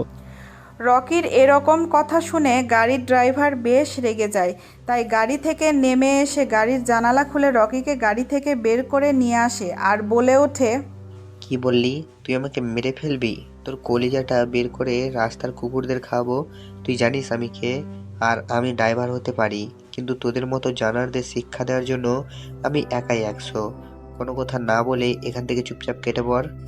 ড্রাইভারটা যখনই চলে যেতে নিবে তখনই রকি তার পায়ের কাছে গাছে শুকনো ডাল পড়ে থাকতে দেখে সেটা তুলে নিয়ে পিঠের মধ্যে ঢুকিয়ে দেয় সেই গাড়ি চালকটির। আসলে তাকে জানোয়ার বলাতে রকি রেগে যায়, তাই সে গাড়ির ড্রাইভারকে গাছের ডাল দিয়ে পেটের মধ্যে ঢুকিয়ে দিয়ে এফোর ওফোর করে দেয়। তারপর রাগের মাথায় ড্রাইভারকে আর কোনো কিছু বলার সুযোগ না দিয়ে রকি একের পর সেই গাছের শুকনো ডাল দিয়ে আঘাত করতে থাকে, নৃশংসভাবে হত্যা করে সেই গাড়ির ড্রাইভারটিকে। তারপর আবার মিমকে নিয়ে গাড়ির ভেতরে যায়। তারপর জোর করে মেয়েটির সাথে অশ্লীল কাজে লিপ্ত হয়। তারপর সেখান থেকে গাড়ি নিয়ে তারা বেরিয়ে পড়ে। এদিকে লিখনও গাড়ি ঠিক করে তার নিজ বাড়ির উদ্দেশ্যে পৌঁছে যায়। দেখতে দেখতে সকাল হয়ে গেছে। পরের দিন সকালে তানহা রেডি হয়ে খাওয়া দাওয়া করে বেরিয়ে যায় পুলিশ স্টেশনের উদ্দেশ্যে। সেখানে পৌঁছে গিয়ে তানহা বলে ওঠে, হ্যালো স্যার, আমি রিপোর্টার তানহা। আমি সেই দিন কলেজে ঘটে যাওয়া মেয়েটির মার্ডার কেসের তদন্তের পরে মেয়েটির ফরেন্সিক ল্যাবরেটরি থেকে যে রিপোর্টটা এসেছে সেই বিষয়ে আপনার সাথে কিছু কথা বলতে চাই। রিপোর্টার তানহার মুখের কথা শুনে এবার এসআই নীরব বলে ওঠে, জি মিস্টার তানা, আমাকে আগে থেকে রমজান সাহেব জানিয়ে রেখেছিল। আমি সকল রকম ফাইল এবং এভিডেন্স রেখেছি আপনার জন্য। আপনার কি কি প্রশ্ন করার আছে আমাকে করতে পারেন, আমি তাই আপনার প্রশ্নের উত্তর দিতে সক্ষম। জি, আপনারা সেদিন ভার্সিটি থেকে মেয়েটির লাশটা উদ্ধার করার পর তার রিপোর্ট কি বেরিয়েছে আমি সেই সম্বন্ধে আপনার কাছে বিস্তারিত জানতে চাচ্ছি এবং আমাদের শ্রোতাবিন্দুদের জানাতে চাচ্ছি। হ্যাঁ, আমরা ফরেনসিক ল্যাবরেটরি থেকে লাশটার সকল তথ্য পেয়েছি। মেয়েটিকে অনেকবার খারাপ কাজের জন্য ইউজ করা হয়েছে এবং মেয়েটি নিজে থেকে ফাঁসি লাগিয়েছে। তবে আমরা এটা এখনও খুঁজে বের করতে পারিনি যে কী কারণে বিডি নিজেই গলায় ফাঁসি দিয়ে আত্মহত্যা করেছে। এটা আমরা খুঁজে বের করার চেষ্টা করছি। এই কি ছিল আপনাদের কাছ থেকে সর্বশেষ পাওয়া ভার্সিটির খবর?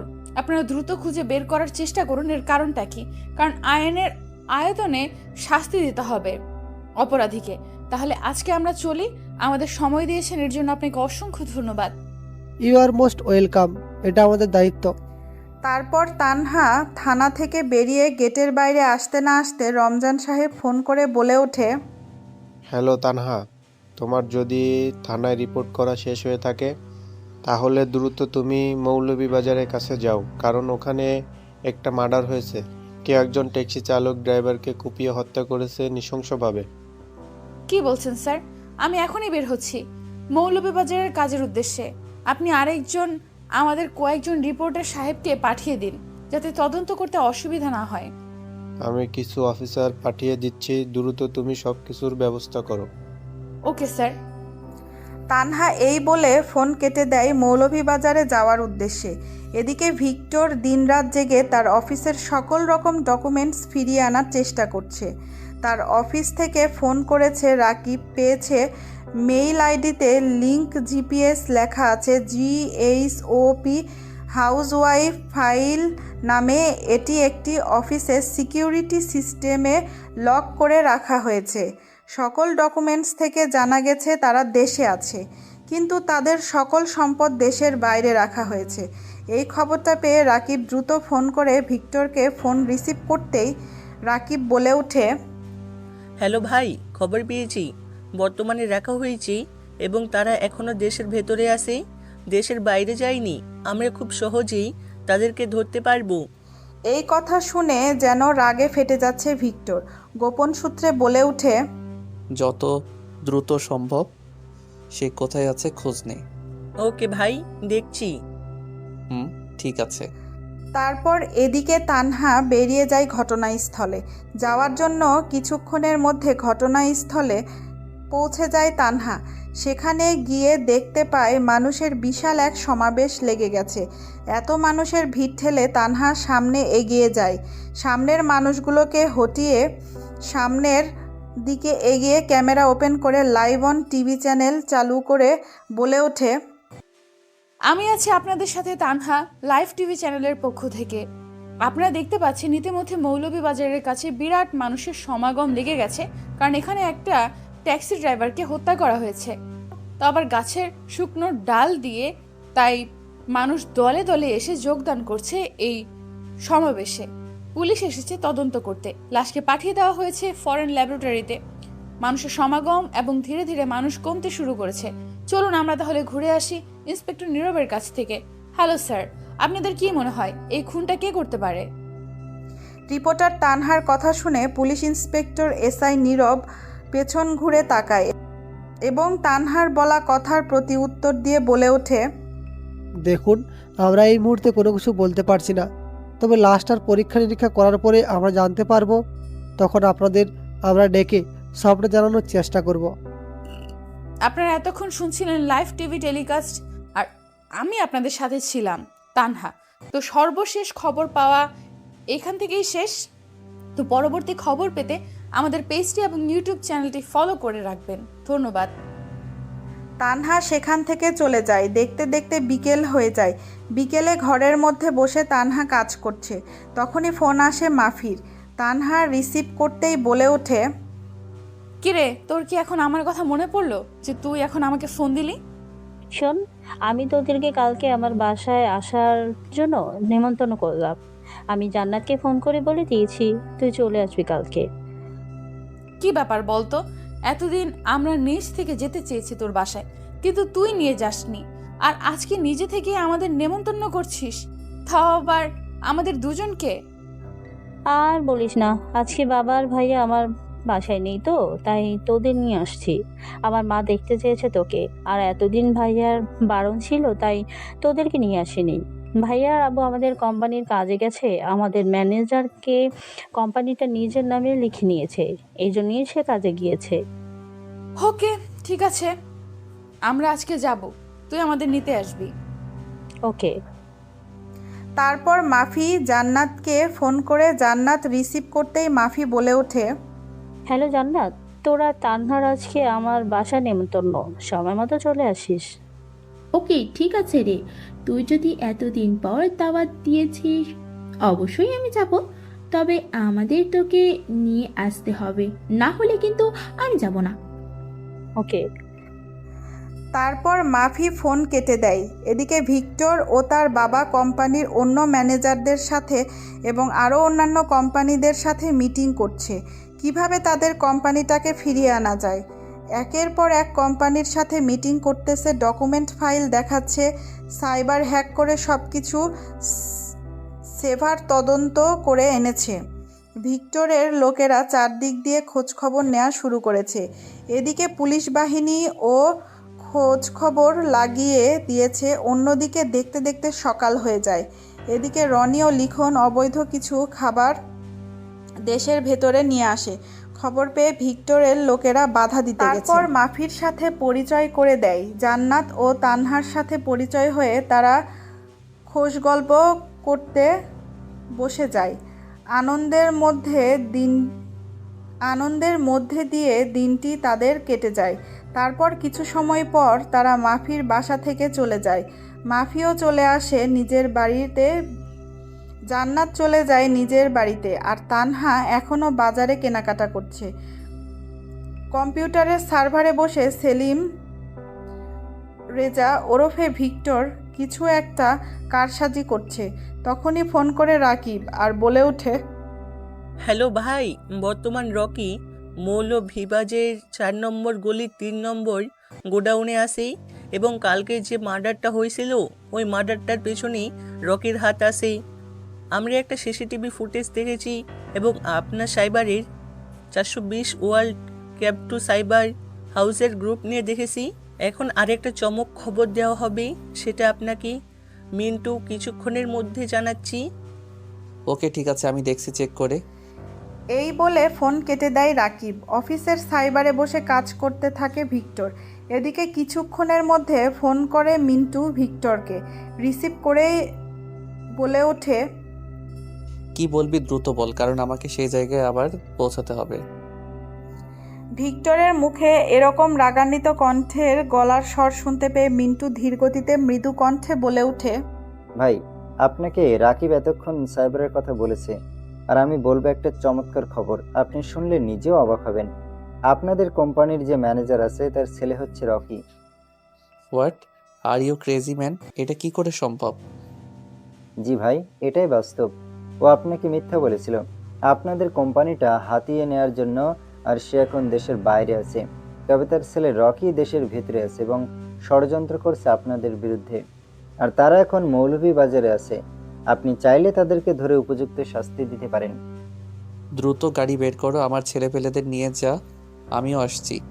তারপর ভিক্টর সম্পূর্ণ সাইবার সিকিউরিটি লক করে দিয়ে দ্রুত বেরিয়ে যায় তার নিজ গন্তব্যের উদ্দেশ্যে। এদিকে ভিক্টরের লোকেরাও ঘটনাস্থলে গিয়ে চারদিক দিয়ে ঘিরে ধরে যাতে রকি এবং লিখন পালাতে না পারে। আর সেই বাজারে আছে তানহা, যার স্বপ্ন ছিল সেই দিন ভিক্টরকে সামনে থেকে দেখবে। তারা 4 নম্বর বোলের 5 নম্বর গোডাউনের ভেতরে কিছু খারাপ দ্রব্য মাল সাপ্লাই দেওয়ার চিন্তাভাবনা করছে। সে গোডাউনের দরজা ভেঙে ভেতরে প্রবেশ করে ভিক্টর সহ তার দলবল। ওই দিক দিয়ে যাচ্ছিল তানহা। কোনো কিছু ভাঙার শব্দে তানহা এগিয়ে আসে আর উকি দিয়ে দেখতে পায় গোডাউনের ভেতরে অসংখ্য লোক। তাই সে চুপচাপ একটা পিলারের কাছে আড়ালে গিয়ে সব কিছু শুনতে থাকে। ভিক্টর বলে ওঠে, শালা কুত্তার বাচ্চা, তোর সাহসে কি করে আমার কোম্পানি নিজের নামে করে নেয়ার? তানহা কিছু বুঝতে পারে না, চুপচাপ শুনতে থাকে কথাগুলো। ভিক্টরের এরকম ভয়ানক চিৎকার শুনে রকি সহ লিখন বেশ ঘাবড়ে যায়, প্রায় ঘাম ঝরতে শুরু করেছে। রকি ভয়ে ভয়ে কাঁপা কাঁপা গলায় বলে ওঠে, এই কে তুই?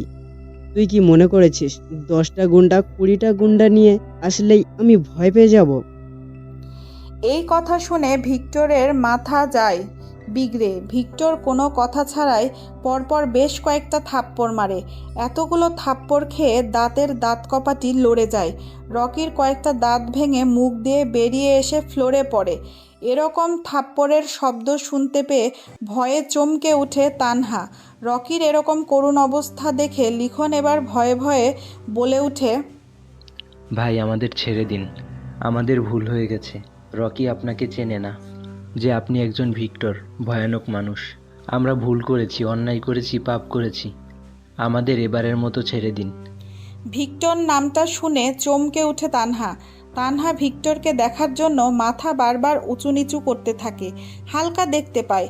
তানহা সবটা দেখতে থাকে দূর থেকে। আড়ালে এবার ভিক্টর হাসতে হাসতে বলে ওঠে, কি বললি, তোকে ছেড়ে দেব? আজরাইল জান কবজ করতে আসলে ছেড়ে দেয় না, সাথে করে নিয়ে যায়। এই বলে তাদেরকে আর কোনো কিছু বলার সুযোগ না দিয়ে চোখের ইশারা দিতেই মিন্টু আর রাকিব গিয়ে লিখন ও রকিকে বেঁধে ফেলে। তারপর ভিক্টর একটা খাঁটি বের করে পরপর 4টা চোখ বন্ধ করে দেয়। চোখগুলোর মধ্যে কাঠি দিয়ে ঘুঁতা দেয়। সাথে সাথে তারা দুইজন যেন এক আত্মা ফাটানো গগন কাঁপানো চিৎকার দিয়ে ওঠে। তার এই চিৎকারে যেন পুরো বিল্ডিংটা ধসে পড়বে। চমকে উঠে তানহা ভয়ে ঘেমে একাকার। তবুও নিজেকে অনেক কন্ট্রোল করে তারপর আবার ভিক্টর বলে ওঠে, ছুরিটা দে আমাকে। সেলিম রেজা ওরফে ভিক্টরের মুখে এরকম কথা শুনে তানহা এবার কাঁপতে শুরু করেছে। তানহা গলা উঁচু করে দেখতে পায় ছেলে দুটির জিহ্বা বের করে রেখেছে। দুজন ছেলে আর ভিক্টর নামের সেই আতঙ্কবাদীটা পরপর জিহ্বা দুটা কেটে নেয় যাতে তারা কথা বলতে না পারে এবং তারা যেন আর দেখতে বা এরকম অন্যায় করতে না পারে, সেজন্য তাদের চোখ অন্ধ করে দেয়।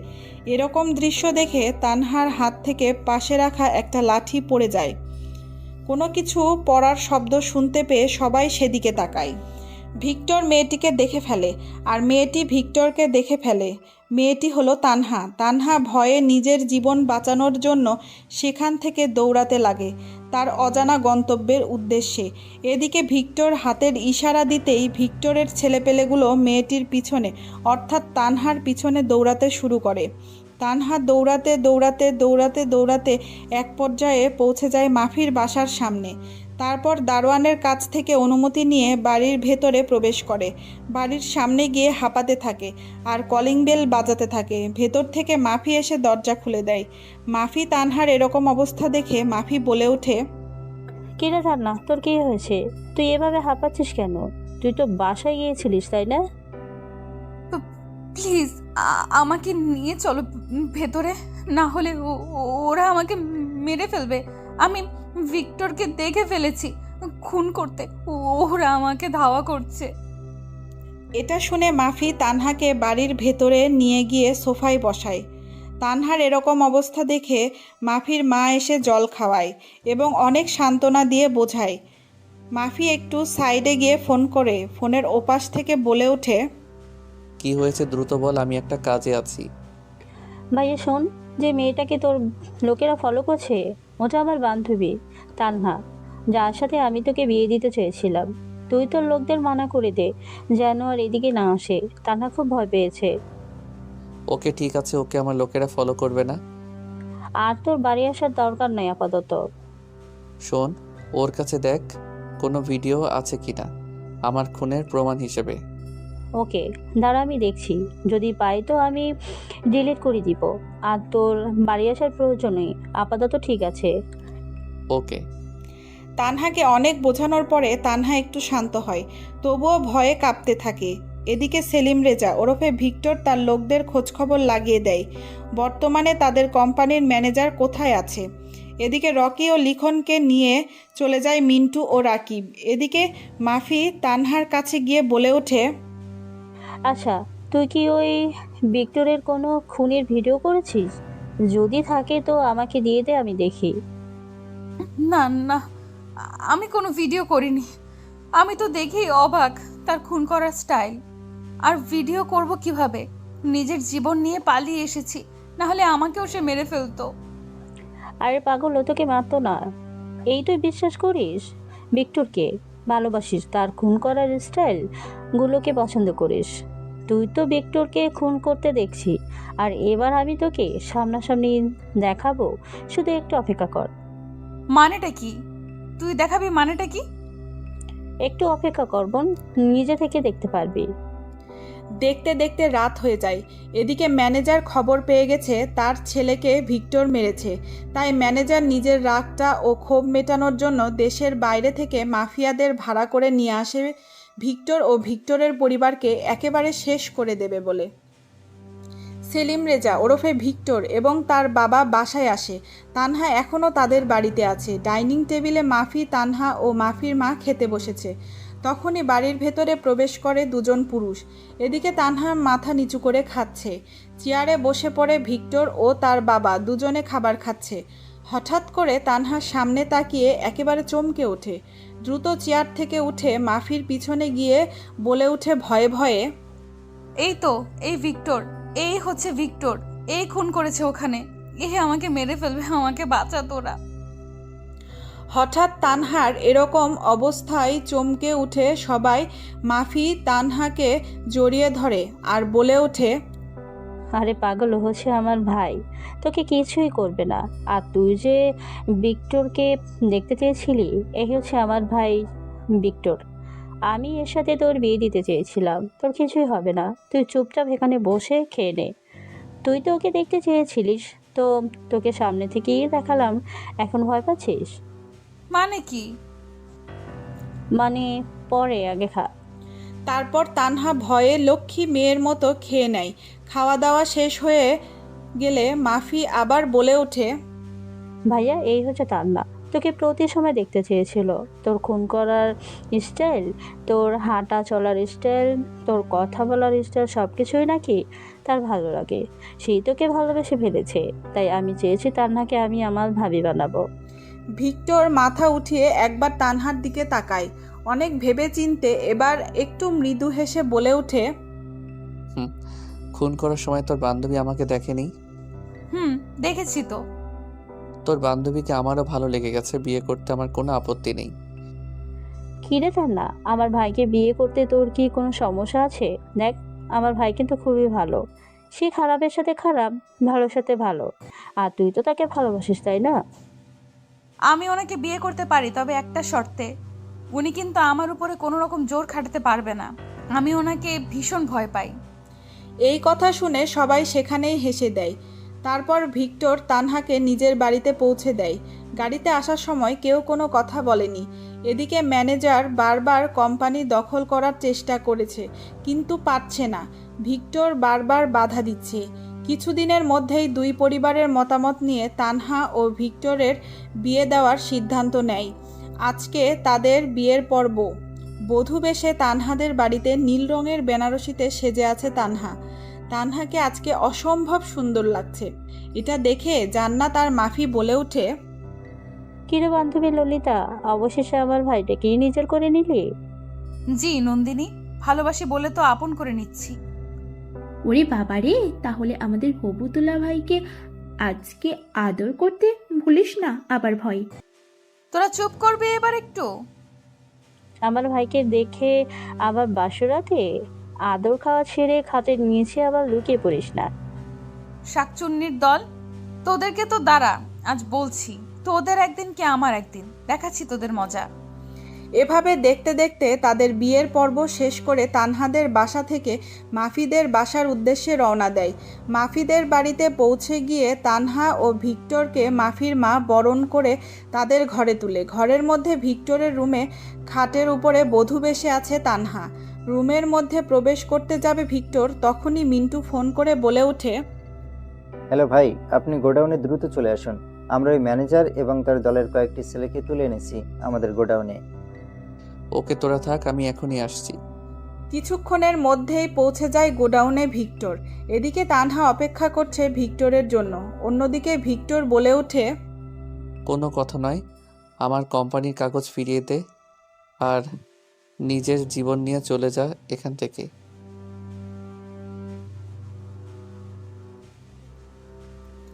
এটা শুনে ভিক্টরের মাথা গরম হয়ে যায়। কোনো কথা ছাড়াই একটা ধারালো ছুরি নিয়ে 2 হাত কেটে ফেলে মুহূর্তের মধ্যে। কারণ ম্যানেজার নাঙল ঝাঁকিয়ে ভিক্টরকে কথাগুলো বলছিল। ম্যানেজার ছটফট করতে থাকে। তারপর ভিক্টর সে কাটা হাতের আঙুলের ছাপ এবং সই নেয় কাগজে। তারপর কোনো কথা ছাড়াই শরীরটাকে কয়েক খণ্ড করে প্যাকেট করে গঙ্গা নদীতে ভাসিয়ে দিতে বলে। সারা শরীরে রক্তের ছুঁই ছুঁই। ভিক্টর বাড়িতে চলে আসে রক্তাক্ত শরীর নিয়ে। তারপর সামনের গেট দিয়ে না ঢুকে তার গোপন রাস্তা দিয়ে রুমের ভেতরে প্রবেশ করে রুমের ভেতর হঠাৎ করে প্রবেশ করাতে তানহা চমকে যায়। চিৎকার দিতে যাবে তার আগেই ভিক্টর তার মুখ চেপে ধরে। কিছুক্ষণ পর ছেড়ে দেয়। তানহা বলে ওঠে, আমার শরীরে এত রক্ত কেন? আপনি কোথায় গিয়েছিলেন? প্লিজ আমার সামনে থেকে সরে যান। আমি আপনাকে ভীষণ ভয় পাই। আমার কাছে আসবেন না। আগে আপনি গোসল করে আসুন প্লিজ। সরে যান। এভাবে ভয় পেলে হবে? বিশ্বের সাইবার লর্ডের খুনির বউ তুমি। তাতে কি হয়েছে শুনি? আপনি আগে গিয়ে ফ্রেশ হয়ে আসেন, যান। এখনো তোমাকে আমি আমার কাছে আপন করে নেইনি, তাতেই এই অবস্থা। যদি কাছে টেনে নেই তো তুমি তো চিৎকার করবে দেখছি। এই কথা বলে ভিক্টর ফ্রেশ হতে চলে যায়। ফ্রেশ হয়ে এসে খাটের উপর এসে বসে। তানহা বলে ওঠে, এই নিন বালিশ আর ক্যাথা, আপনি সোফায় গিয়ে ঘুমান। আপনাকে আমার ভীষণ ভয় করছে। আপনি আমার কাছে আসবেন না। তা কি করে হয় বউ? কথা বলছে আর বিছানার চাদর নিয়ে এগিয়ে যাচ্ছে তানহার দিকে। এক পর্যায়ে তানহার উপরে শুয়ে চাদরটা নিজেদের উপরে নিয়ে হারিয়ে যেতে থাকে ভালোবাসার অটল সমুদ্রে। তানহা অনেক ছটফট করছিল, কিন্তু ভিক্টর তার ভালোবাসা তানহার কাছ থেকে, এই মধ্যরাতের নিশিরাতের পরীর কাছ থেকে সব রকম ভালোবাসা উজাড় করে নেয়। দুজনে ক্লান্ত হয়ে যাওয়ার পরে দুটো শরীরের ক্ষুধা মিটিয়ে একে অপরকে জড়িয়ে ধরে ঘুমিয়ে যায়। ভালো থাকুক ভালোবাসা, বেঁচে থাকুক হাজারো ভালোবাসা। ভিক্টর আর তানহার জন্য আপনারা দোয়া করবেন। এই গল্পটা এখানেই শেষ করলাম। পরবর্তী গল্প খুব শীঘ্রই আসবে। গল্পের শুরুতে বলা কথাগুলো একটু ভেবে দেখবেন এবং আমাদের চ্যানেলটিকে সাবস্ক্রাইব করে পাশে থাকবেন। নিয়মিত ভালোবাসার গল্প পেতে ধন্যবাদ সবাইকে।